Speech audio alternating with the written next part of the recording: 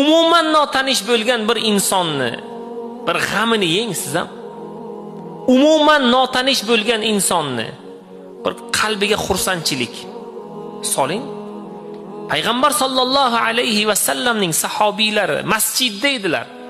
Ramazonda e'tikofda o'tirardilar. E'tikofda turgan vaqtlarida aytadilar bir sahobiy. Yonimda bir yigit keldi. Juda xafa holatda, mahzun edi. Men undan so'radim, "Seni xafa qilayotgan narsa nima?" dedim.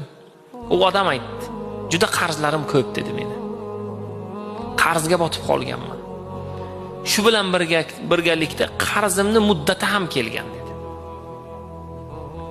Sahobiy aytdilar, "Seni nomingdan men o'sha qarzdorga muddat olib beraymi?" dedilar.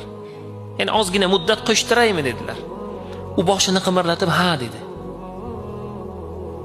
Kiyimlarini kiyib masjiddan chiqayotgan vaqtlarda u kishining sheriklari qo'ldan oldi. "Ey birodar, qayerga ketyapsan?"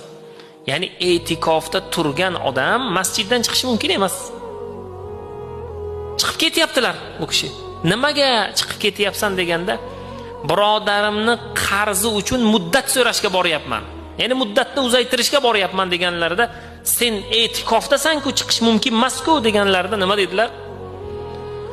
"Birodarimni g'amida yurganim e'tikofdan ko'ra yaxshi" dedilar. Borib o'sha qarzdordan borib muddat so'rab, keyin qaytib yana e'tikofni davom ettiraverdilar.